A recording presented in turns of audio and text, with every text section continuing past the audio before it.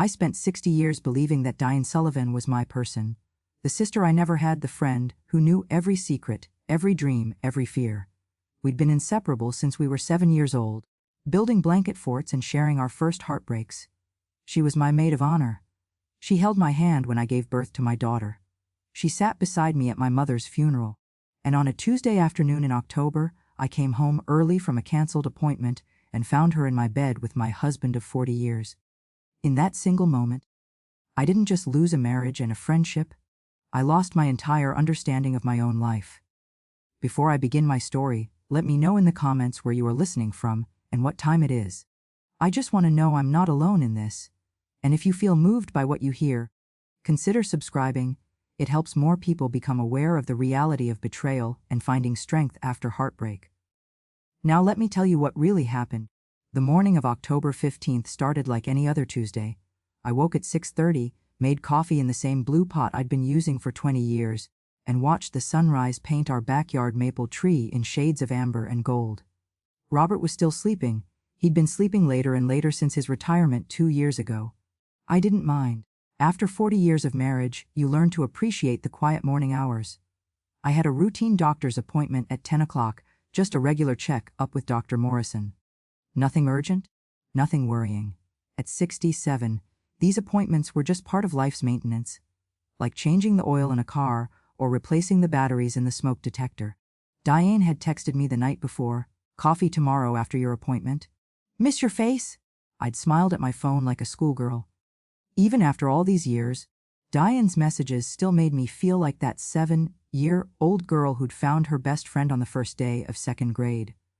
We'd been assigned seats next to each other, and she'd leaned over and whispered, "I like your braids." That was it. 60 years of friendship born from a compliment about braids.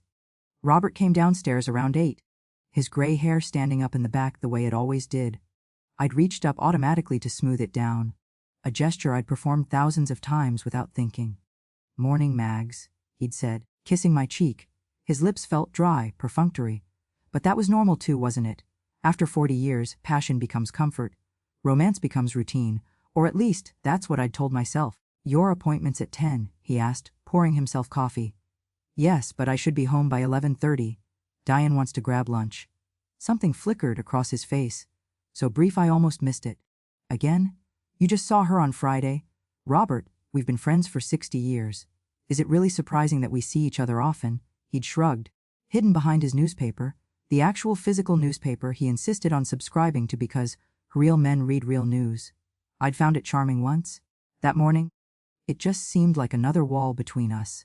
I left the house at 9:30, wearing my comfortable navy cardigan and the pearl earrings Robert had given me for our 30th anniversary.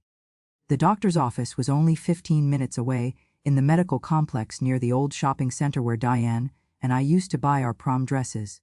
The waiting room smelled like antiseptic and old magazines. I just settled into a chair with a 6-month-old issue of Good Housekeeping when the receptionist called my name. "Mrs. Chen, I'm so sorry, but Dr. Morrison had a family emergency. We need to reschedule your appointment. We should have called you before you drove all the way here." I'd waved off her apology. These things happen. "Is everything okay with Dr. Morrison?" "His daughter went into early labor. He'll be back next week." I'd smiled, feeling that familiar maternal warmth. Grace, my own daughter, had given me 2 beautiful grandchildren.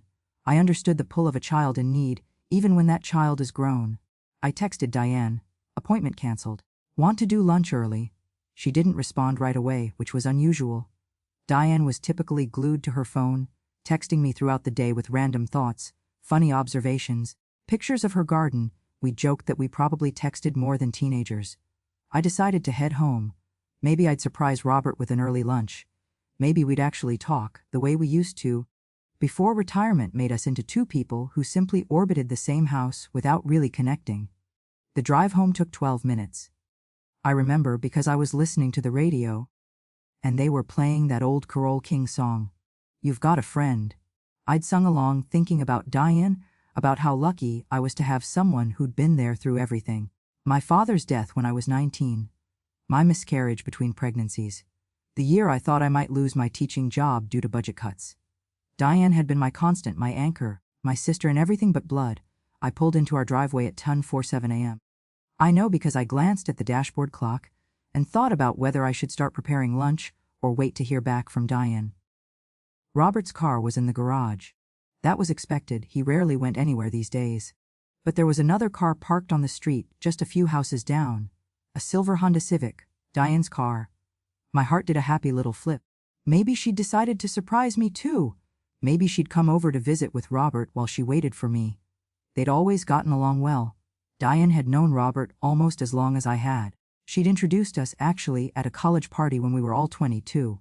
"Maggie, this is Robert Chen," she'd said, practically pushing us together. "He's studying engineering and he likes poetry. You two are going to hit it off." She'd been right. We'd been married 3 years later, with Diane standing beside me in a pale pink dress, crying happy tears. I let myself in through the front door. Already calling out, "Diane? Robert, I'm home early." Silence. The house felt different somehow. The air was thick, charged with something I couldn't name. I set my purse on the hall table, took off my shoes, we'd always had a no-shoes policy in the house, and walked toward the kitchen, empty. Robert. Nothing. Maybe they were in the backyard. But no. I could see through the kitchen window. The backyard was empty except for our old patio furniture and the bird bath that Robert had installed last spring. Then I heard it. A sound from upstairs. A creak.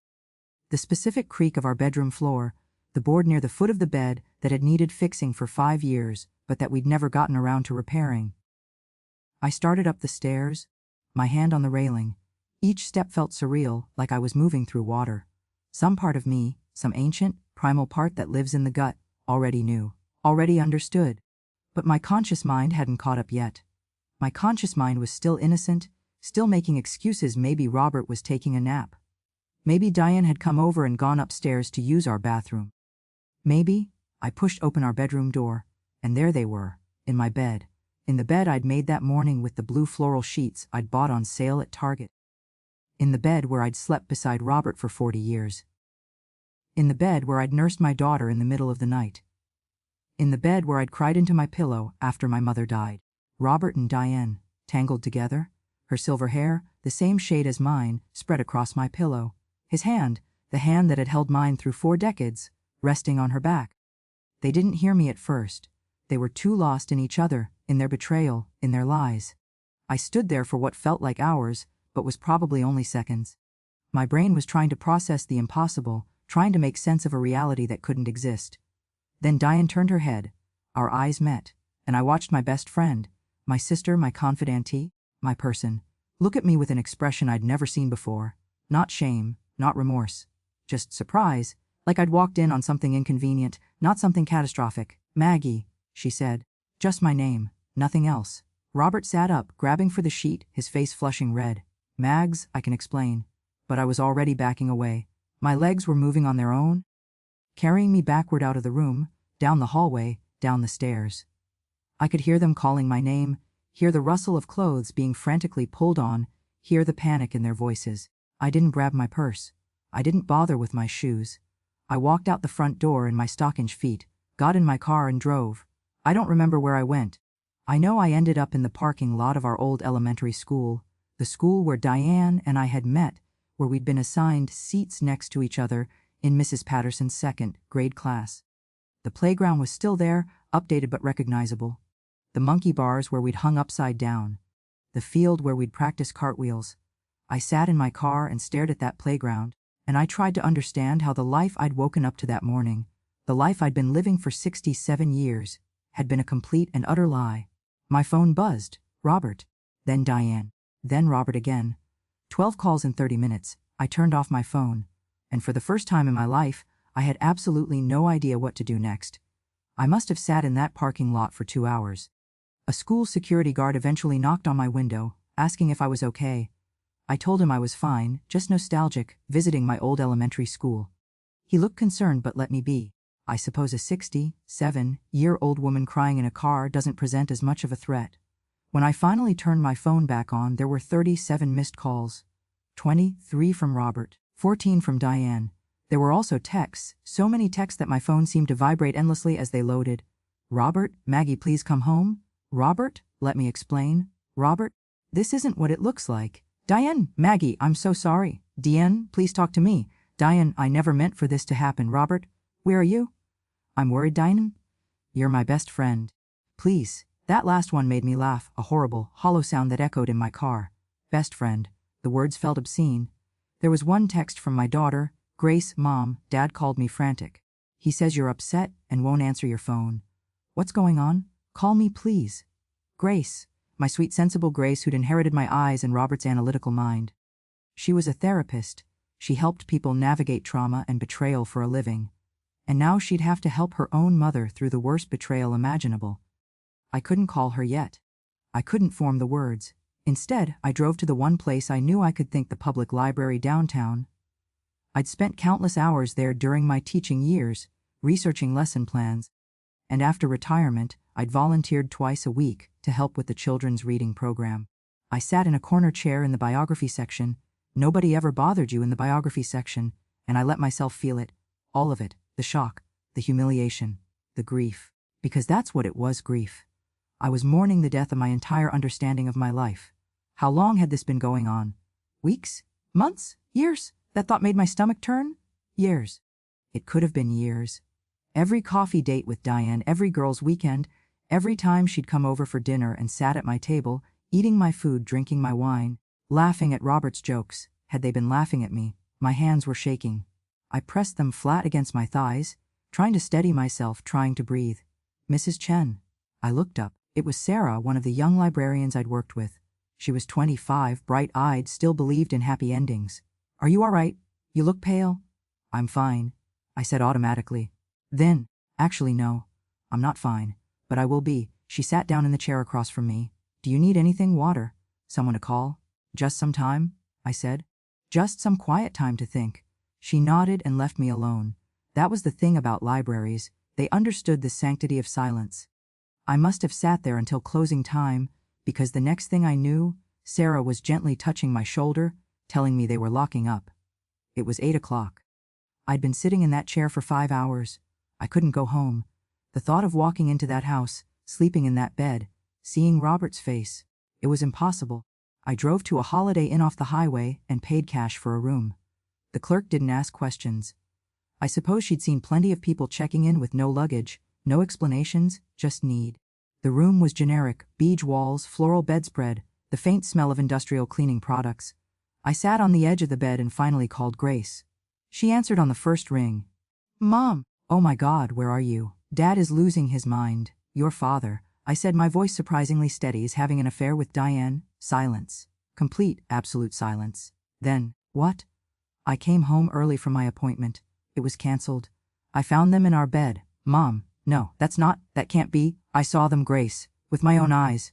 I heard her breath catch. When she spoke again, her voice was thick with tears. Oh, Mom.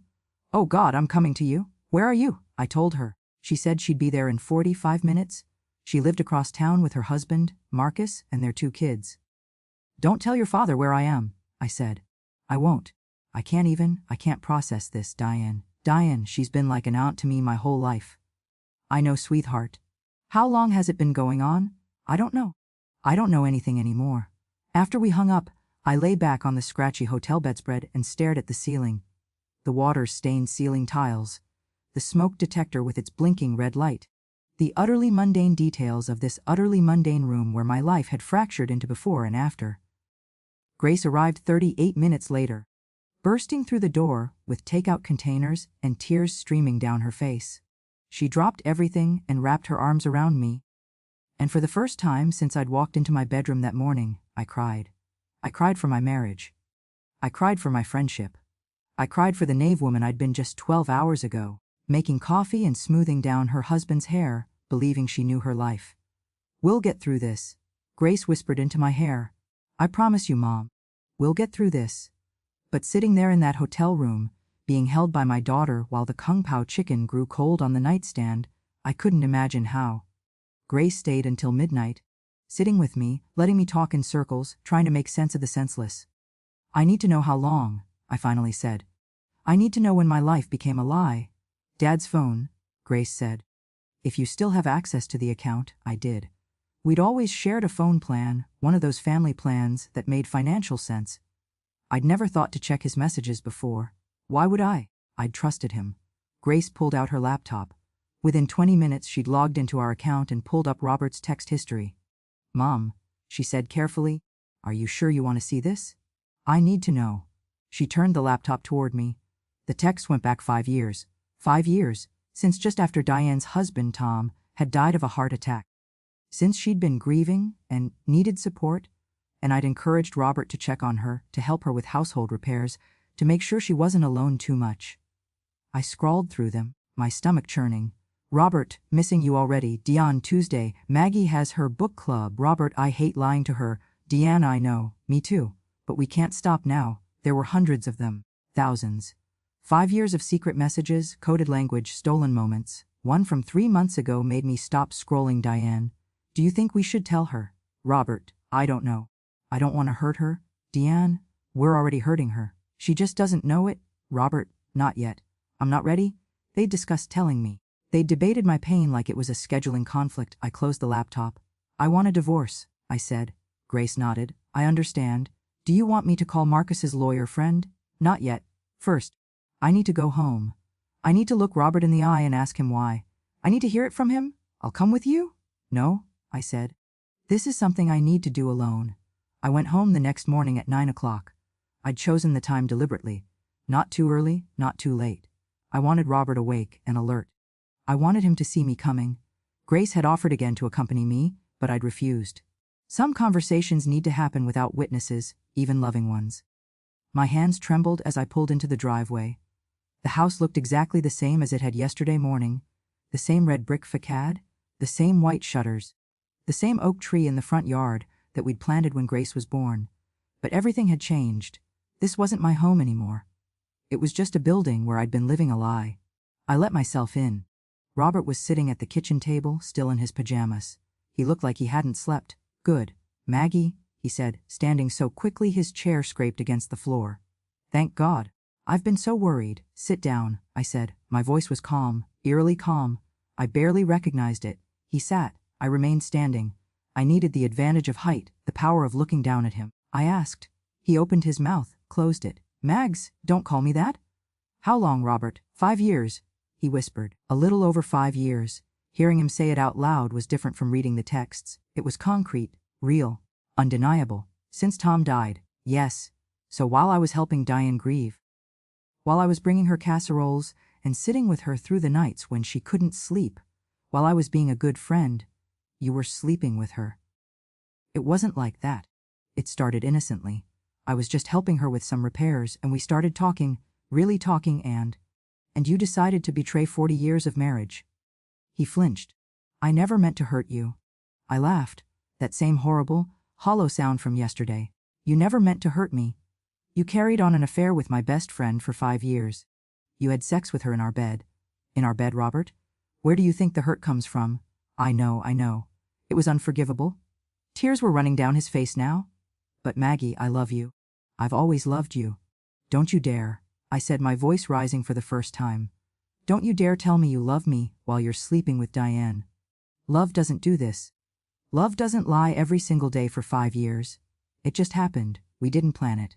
After Tom died, Diane was so lost, and I was there, and you were busy with your book club and your volunteering, and so this is my fault. I was too busy living my life, so you had to find comfort in my best friend." "No, that's not what I meant. We connected. In a way that we haven't connected in years." There it was. The truth beneath the truth. "When did you stop loving me?" I asked quietly. He looked up, startled. "I never stopped loving you. When did you stop being in love with me?" He was silent for a long moment. Then, I don't know. It wasn't one moment. It was gradual. We became roommates, Mags. Partners managing a household.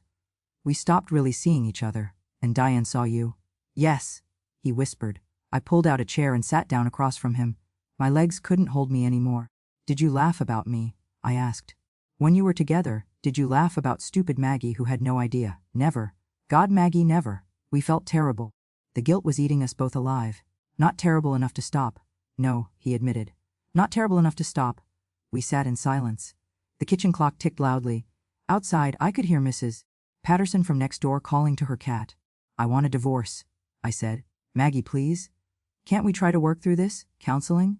I'll end it with Diane right now." You'll what?" "You'll promise to be faithful. You already promised that." 40 years ago, in front of everyone we knew, you promised to forsake all others. That promise meant nothing. It meant everything. I made a mistake, a 5-year mistake, thousands of deliberate choices to betray me. That's not a mistake, Robert. That's a decision. His shoulders sagged. What do you want me to say? I want you to tell me why. Not the surface reasons, not that we grew apart or that Diane understood you. I want you to tell me the real reason you destroyed our marriage. He was quiet for so long I thought he might not answer. Then, I was afraid of getting old, he said finally. After I retired, I felt invisible, useless, and Diane, she made me feel young again, vital, like I still mattered. You mattered to me? You loved me out of habit, Maggie. Comfortable, familiar love. But Diane, she wanted me, actively wanted me. Do you know how intoxicating that is when you're almost 70? I did know. Or I would have, if anyone had ever asked me. But nobody had asked me if I felt invisible, if I felt old, if I missed being wanted instead of just being there. So you chose feeling young over being honorable? I said. I chose feeling alive? He corrected. Be killing our marriage. He had no answer to that. I stood up. I'm going to pack some things. I want you to find somewhere else to stay while we figure out the divorce. I'm not leaving my home. You are. Maggie, and I never want to see Diane again. If she tries to contact me, I'll get a restraining order. Do you understand? He nodded miserably. I walked upstairs to our bedroom, the scene of the crime. Someone had changed the sheets. Probably Robert, trying to erase the evidence. But you can't erase betrayal with fresh linens. I opened my closet and started pulling clothes off hangers. I was moving mechanically, not really thinking, just doing. I'd stay with Grace for a while, figure out my next steps. My phone buzzed. Diane, Maggie, please, I need to explain. You're my best friend. I love you. I stared at those words, love, best friend. The same words I would have used to describe her yesterday. Now they were weapons. I typed back. You were never my friend. Friends don't betray each other. Friends don't sleep with each other's husbands. Don't ever contact me again. I blocked her number. Then I blocked her on every social media platform we shared. I deleted 60 years of photos of us as children, as teenagers, as young women, as mothers, as grandmothers. 60 years erased in 10 minutes. It should have felt more significant. It just felt necessary. I carried my suitcase downstairs. Robert was still sitting at the kitchen table, head in his hands. I'll have Grace's husband come by tomorrow to get the rest of my things, I said. I want you out of here by the end of the week. Where will I go? I don't care. Go to Diane's. Go to a hotel. Go to hell. Just go. I walked out the front door and didn't look back. Grace was waiting in her car at the end of the driveway. I'd texted her that I was coming. She got out and took my suitcase, loading it into her trunk without a word. Then she hugged me. You did it, she said. I did it, I agreed. But as we drove away from the house I'd lived in for 35 years, I didn't feel triumphant. I felt hollow, scooped out, like everything that had defined me, wife, friend, the keeper of these relationships, had been carved away, leaving just an empty shell. Mum, Grace said gently. You're going to get through this, I promise. I wanted to believe her. I wanted to believe that somewhere on the other side of this pain was a version of me that could trust again, love again, laugh again. But sitting in that passenger seat, watching my old life disappear in the side mirror, I couldn't imagine who that woman might be. Living with Grace and her family should have been comforting, and in many ways, it was. My grandchildren, Emma and Lucas, were bright spots, 8 and 6 years old, still young enough to greet me with enthusiastic hugs and innocent questions. Grandma, why are you sleeping in the guest room? Emma asked on my 3rd night there. Because Grandma's house is being fixed, Grace answered smoothly, saving me from having to explain. But I could see the worry in Marcus's eyes. He was a good son-in-law, always had been. He gave me space, never pride, but left little notes on the kitchen counter. Coffee's fresh, or bagels in the bread box. Small kindnesses that reminded me not everyone was a liar. The divorce papers came a week later. Robert had signed them without contest. He was staying at an extended stay hotel across town. He'd texted Grace the information, too cowardly to reach out to me directly. He'd agreed to split everything 50-50, the house, the savings, his pension. It was all very civilized, very reasonable. Like we were dissolving a business partnership, not 40 years of marriage. Grace's lawyer, a sharp woman named Patricia Huang, had looked over everything with a practiced eye. He's not fighting you on anything, she said. That's unusual. Most men in his position try to protect their assets. Guilt, I said flatly. He knows what he did. Guilt works in your favor.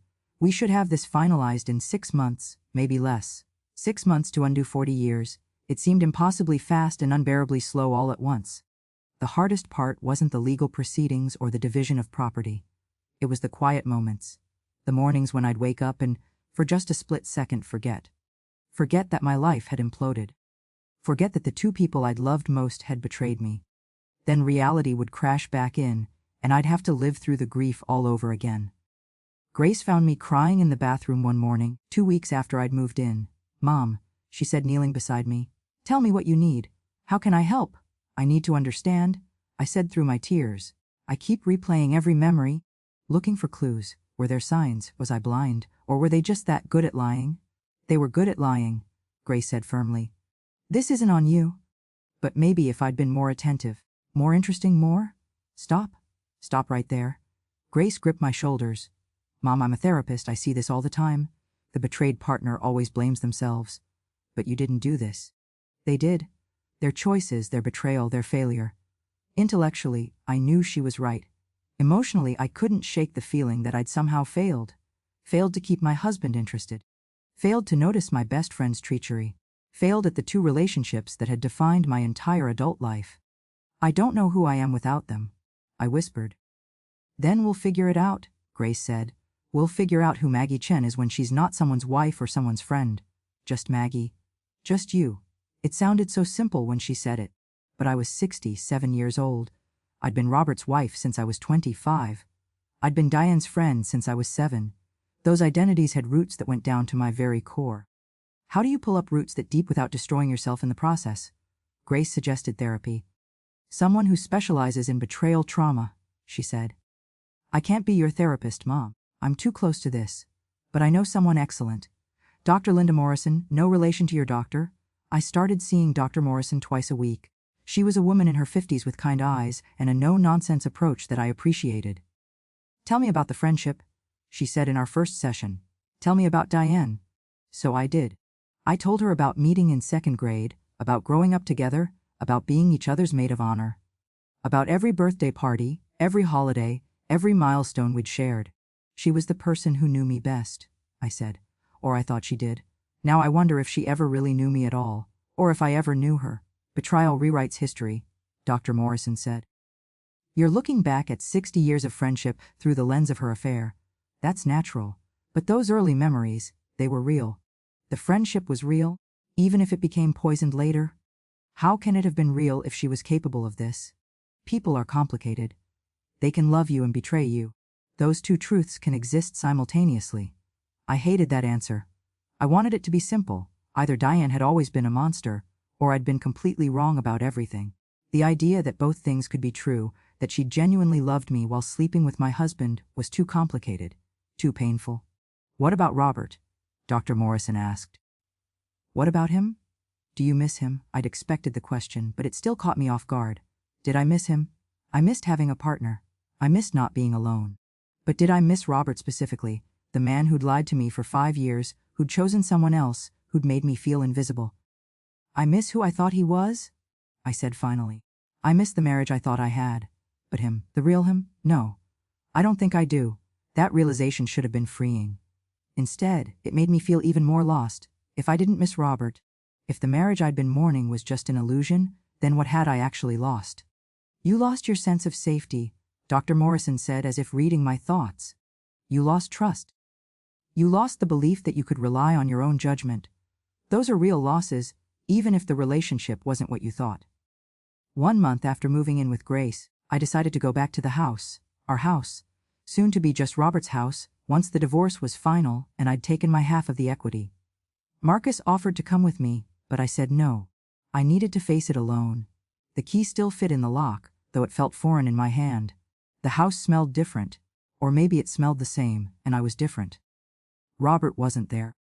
He'd moved his things out the week before, was in the process of looking for a small condo somewhere. I walked through the room slowly.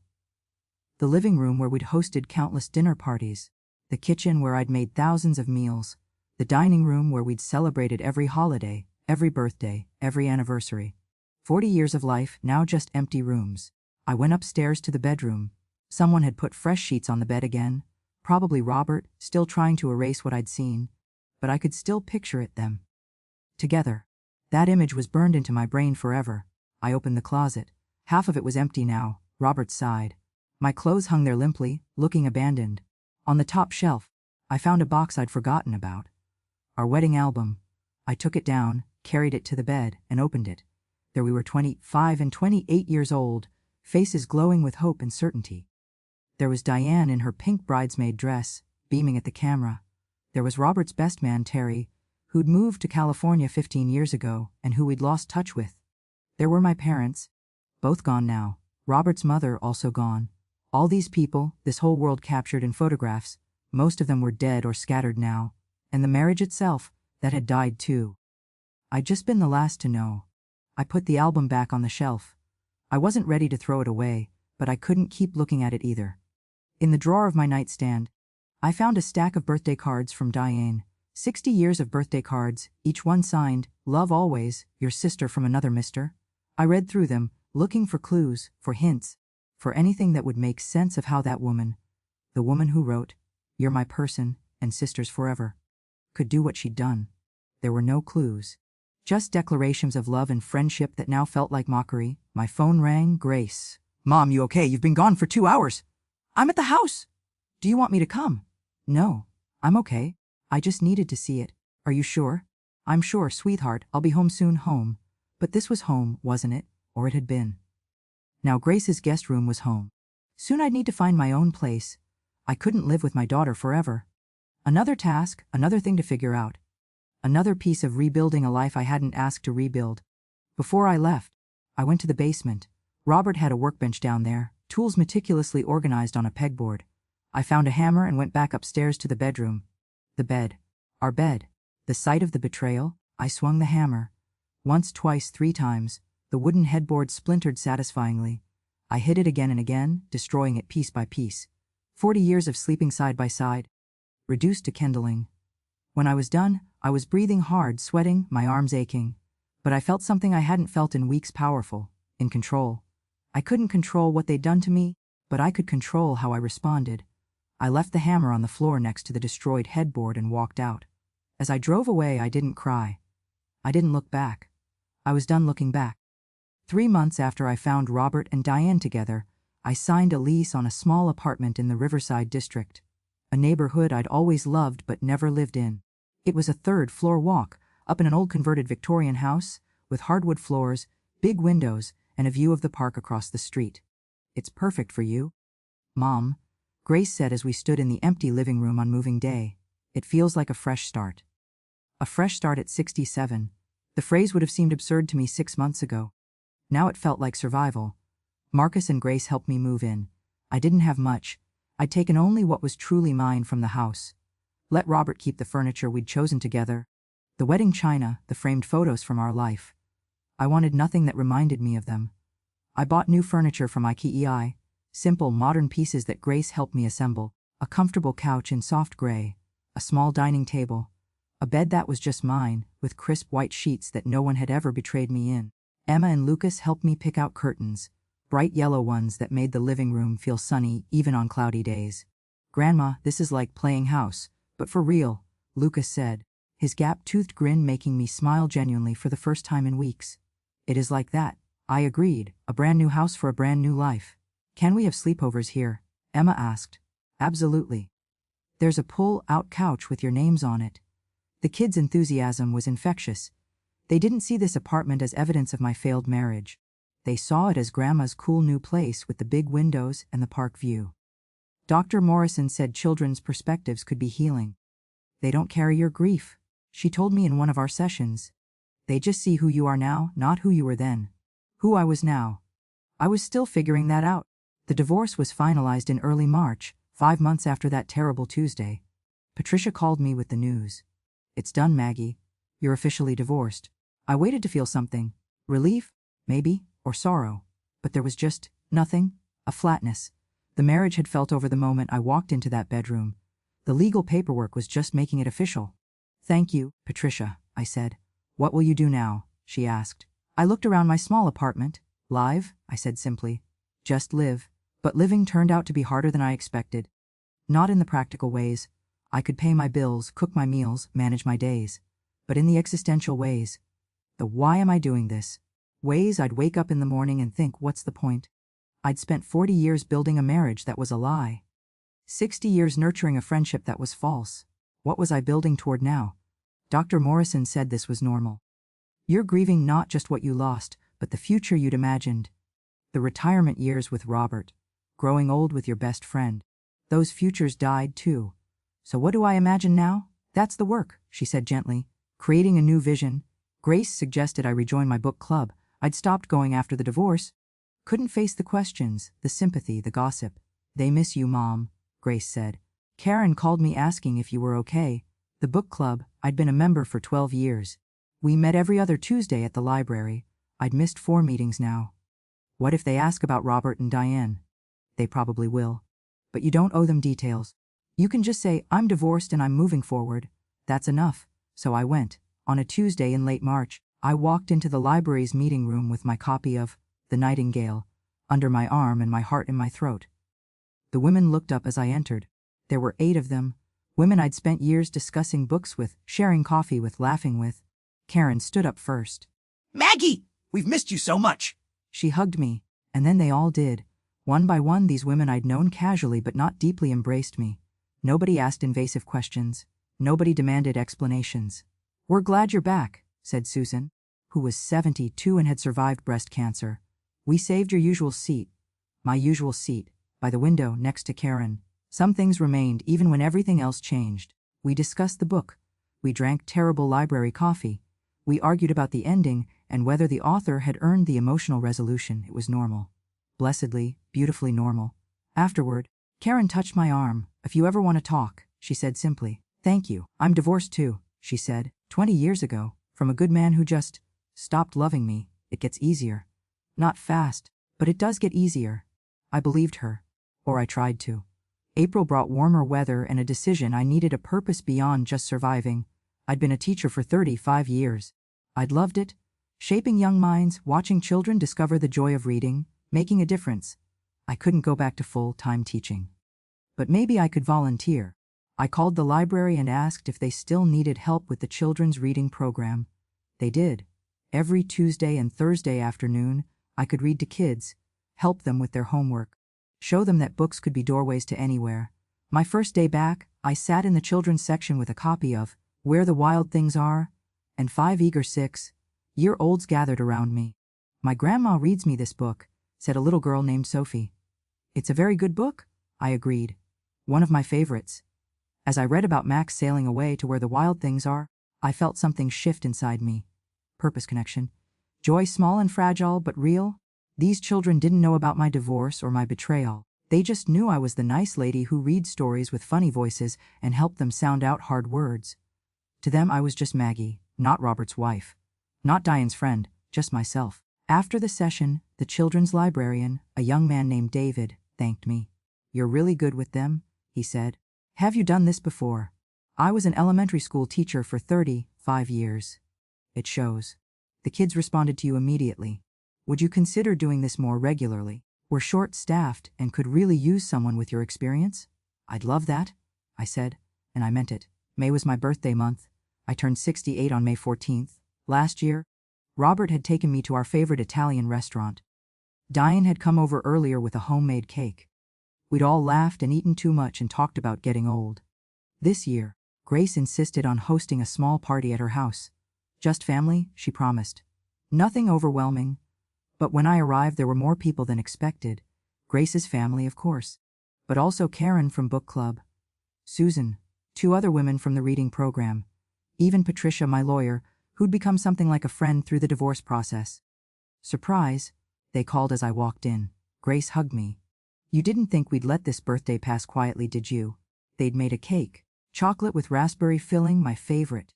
They'd hung streamers. Emma and Lucas had made a banner that said, Happy Birthday, Grandma, with handprints and glitter. Make a wish, Lucas said when they brought out the cake, candles blazing. I closed my eyes. What did I wish for? Justice? Revenge? To go back in time and prevent the betrayal? No, I wished for peace. For the strength to keep building this new life. For the courage to trust again someday. I blew out the candles, What did you wish for, Grandma? Emma asked. If I tell you, it won't come true. That's just a superstition, she said, with the confident logic of an 8-year-old. Maybe, I agreed. But let's not risk it. We ate cake and laughed, and for those few hours, I felt something I hadn't felt since October. Happy. Actually, genuinely happy. That night, lying in my own bed in my own apartment, I realized something. I'd survived. 5 months ago, I couldn't imagine how I'd get through the next 5 minutes. Now I'd gotten through 5 months. I'd lost my husband, I'd lost my best friend, I'd lost the identity I'd built over 67 years. But I hadn't lost myself. I was still here. Wounded, yes. Changed, certainly. But here, present, alive. My phone buzzed. A text from Grace. Happy birthday, Mom. I'm so proud of you. I texted back, thank you for everything, sweetheart. I love you. Then I turned off the light and went to sleep. Tomorrow I'd volunteer at the library. Tomorrow I'd have coffee with Karen.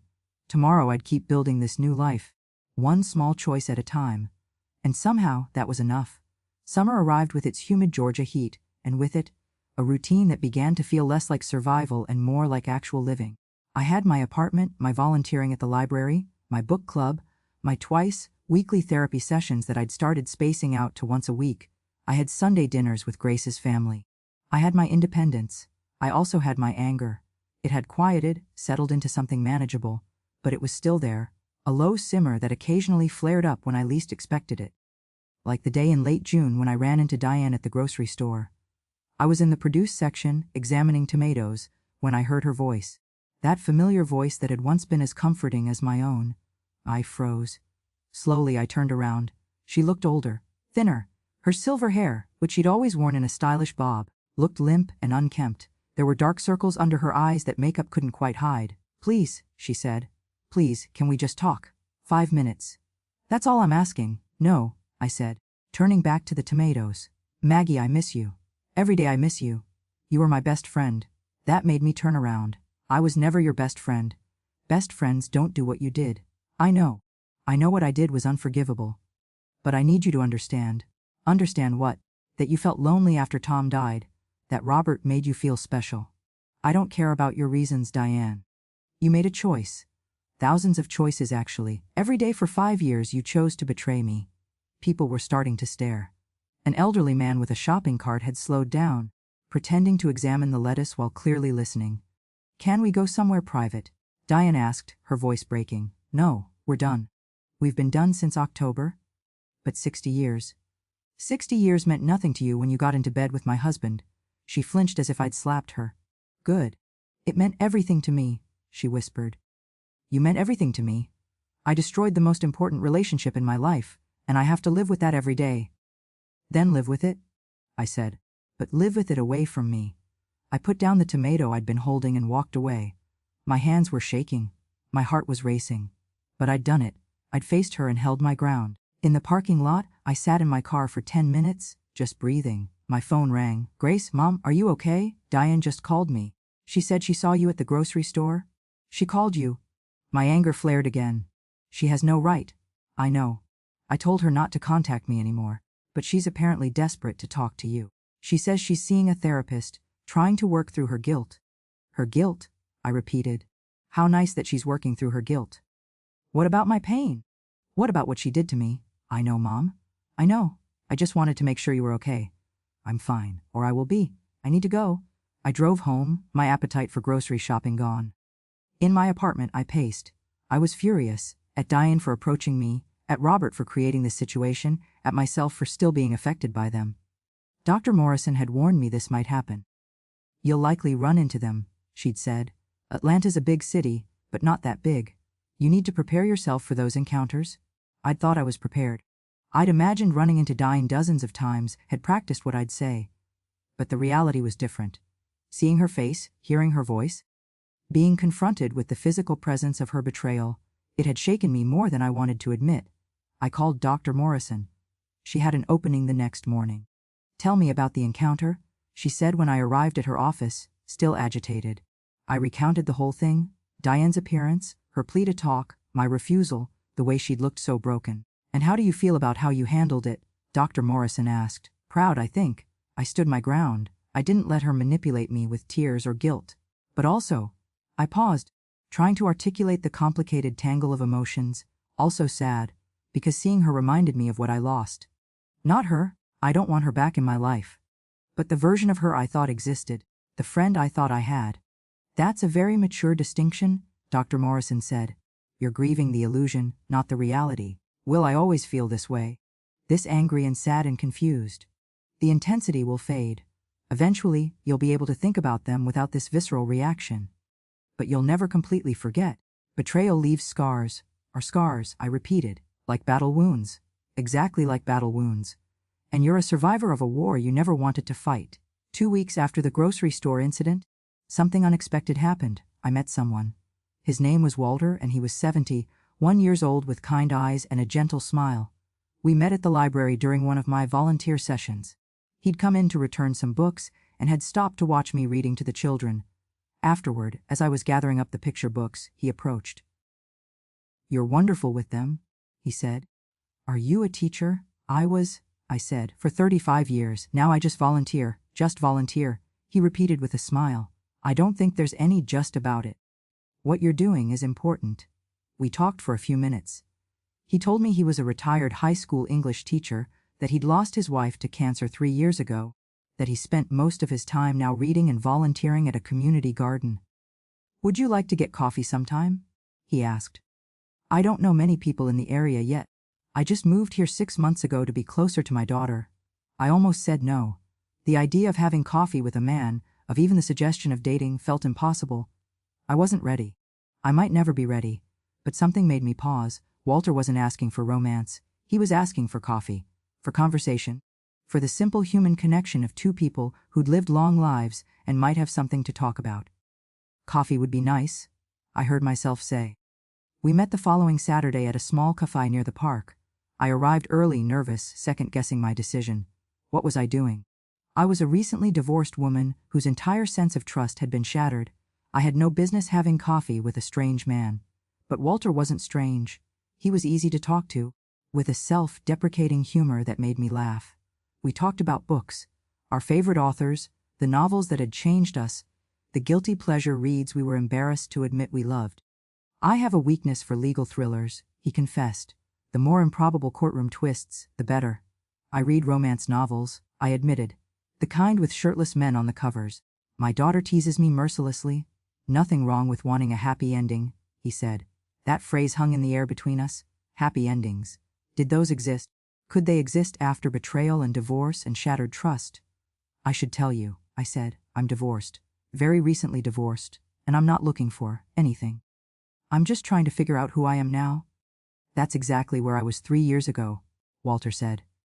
"After Linda died, I didn't know how to be a person anymore. I'd been part of it for 45 years. Being just I felt wrong." "Yes," I said. "That's exactly it. It gets easier," he said. "Not fast, but it does. You start to remember who you were before the we, and you start to discover who you can be now." We talked for 2 hours. When we parted ways, he said, "I'd like to do this again. No pressure, no expectations, just two people who enjoy talking to each other." "I'd like that too," I said. Driving home, I felt something unfamiliar, hope. Small and tentative, like a seedling pushing through concrete, but hope nonetheless. I called Grace. "I had coffee with a man today." What, Mom? "Tell me everything." I recounted the whole story, meeting Walter at the library, his invitation, our conversation. "And," Grace pressed, "do you like him?" "I don't know," I said honestly. "I barely know him. But I liked talking to him. I liked feeling like a person again, not just a victim of betrayal." "That's huge, Mom. That's really huge." "It's just coffee," I cautioned. "Don't make it into more than it is." I know. But still, it's something. It's forward movement." That night, lying in bed, I thought about Walter. About his kind eyes and his gentle humor. About the fact that he'd survived loss and come out the other side still capable of connection. Could I do that? Could I survive this betrayal and come out capable of trusting again?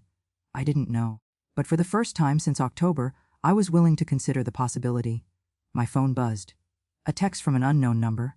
"Hi Maggie, this is Walter. I got your number from the library directory. I hope that's okay. I just wanted to say I really enjoyed our conversation today. No need to respond. Sleep well." I stared at the text. Part of me wanted to ignore it, to maintain distance, to protect myself. But another part, a braver part, wanted to reach out. I typed, "I enjoyed it too. Same time next Saturday. His response came immediately. I'd love that. I put my phone down and smiled. A real smile, not forced or fake. Just genuine pleasure at a simple human connection. Outside, the summer night was alive with cricket songs. Inside, I was alive with something I thought I'd lost forever, the possibility of new beginnings. A year had passed since that October morning when my life had split into before and after. It was October again. The leaves were turning, the air was crisp, and I was standing in my apartment, getting ready for a milestone I'd never thought I'd celebrate. Today was my 1-year divorce anniversary, as Grace had started calling it. Not a celebration of the divorce itself, but of survival.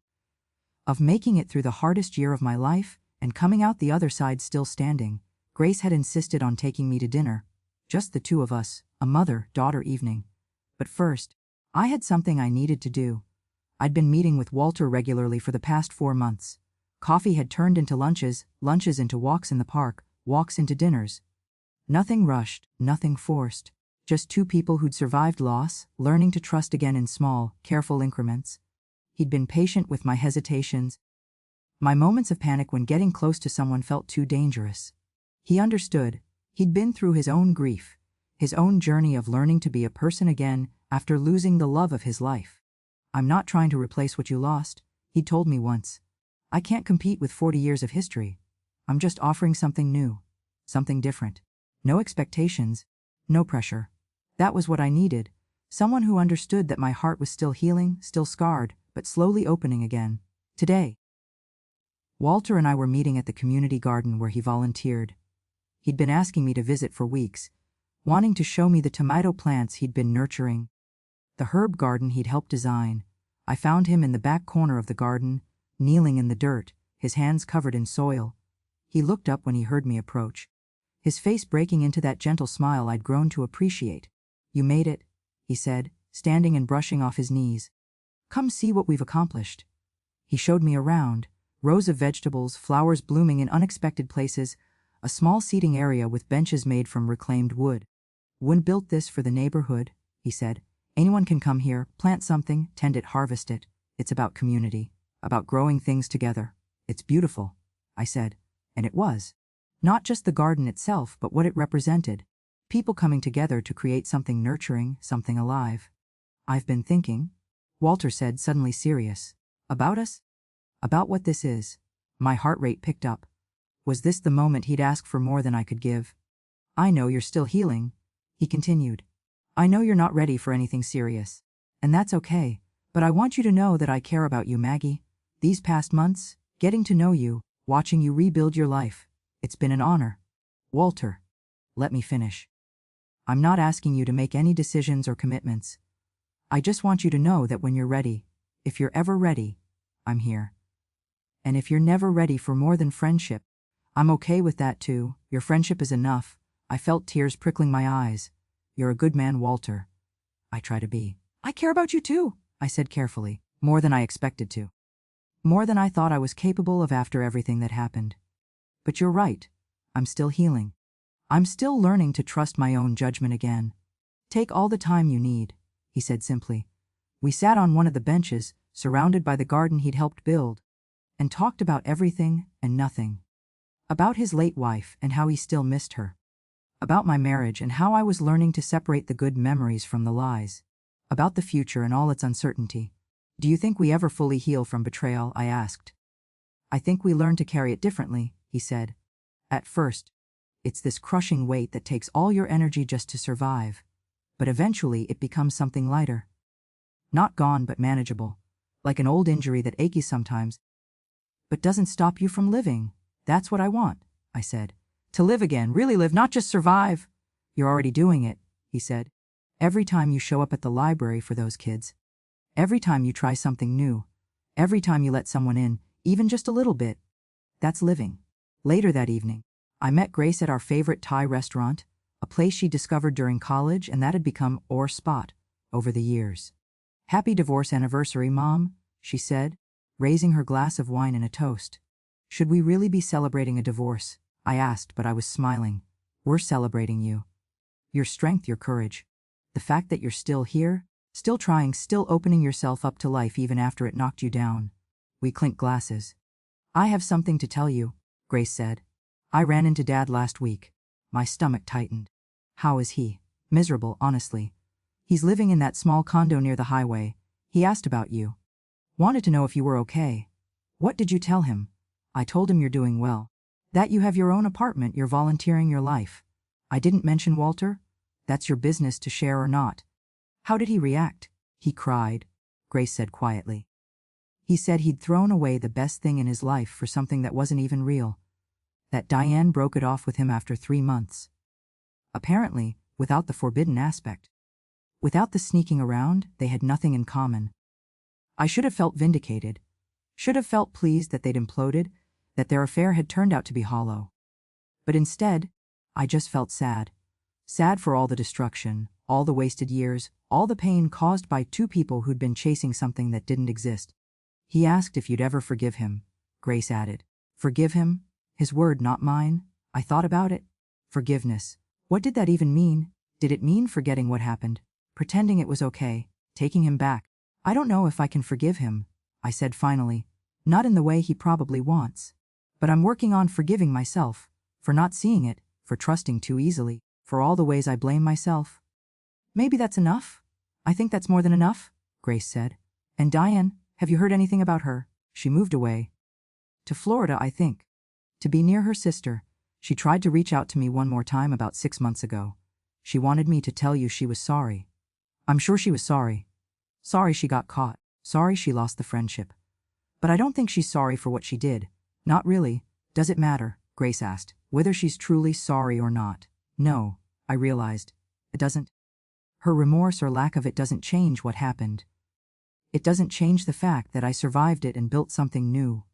We ordered our food and talked about other things. Grace's kids and their upcoming school play. Her work. A particularly challenging client she was helping through a divorce. Her hopes for the future. I'm proud of you. Mom, she said as we were leaving. I know I've said it before, but I need you to hear it again. What you've done this year, rebuilding your life, opening yourself up to new possibilities, not letting the betrayal make you bitter, it's remarkable. I had help, I said. I had you, and Dr. Morrison, and the book club ladies, and Walter. You had people who supported you. But you did the work. You made the choice to heal instead of staying wounded. Driving home that night, I thought about Grace's words. Had I chosen to heal, it had felt more like surviving at first, like I didn't have a choice. But somewhere along the way, survival had become living. Existing had become thriving. I pulled into my apartment complex and looked up at my 3rd-floor window. The yellow curtains Emma and Lucas had helped me pick out were visible even from the parking lot. My home, my space, my life. Inside, I made myself a cup of tea and sat by the window, looking out at the park across the street. A couple was walking a dog. A jogger ran past, earbuds in. A woman about my age sat on a bench, reading a book under a streetlight. Ordinary life. Beautiful in its ordinariness. My phone buzzed. A text from Walter. Thinking of you tonight. Hope your dinner with Grace was wonderful. I smiled and typed back. It was perfect. Thank you for today. For everything. Anytime. Sweet dreams, Maggie. Sweet dreams. When was the last time someone had wished me sweet dreams? Not in the perfunctory way Robert used to, but with genuine care. I finished my tea and got ready for bed. In the bathroom mirror, I studied my reflection. I looked different than I had a year ago. Older, yes, 68 now, with more lines around my eyes, more silver in my hair. But also stronger, more solid, more myself. I thought about the woman I'd been a year ago, the woman who'd defined herself by her relationships, who'd believed that being a good wife and a good friend was the pinnacle of existence.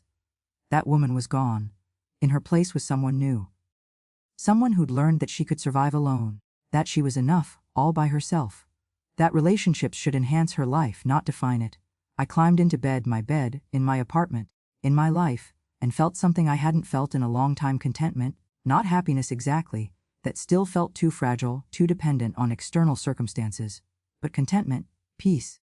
The quiet knowledge that I was exactly where I needed to be. Would I ever trust completely again? Maybe not. Would I ever stop feeling that small flutter of panic when someone got too close? Probably not. Would I carry the scars of Robert and Diane's betrayal for the rest of my life? Undoubtedly. But I would also carry this. The knowledge that I'd been broken and had put myself back together. That I'd lost everything and had built something new. That at 68 years old, I'd started over, And that starting over wasn't an ending, but a beginning. Outside my window, the city hummed with life. People going about their evenings, each with their own stories of heartbreak and healing, loss and recovery, betrayal and rebuilding. I was just one story among millions. But it was my story. And for the first time in a year, I was okay with how it was unfolding. I closed my eyes and drifted off to sleep, dreaming not of the past, but of the future, wide open and full of possibility.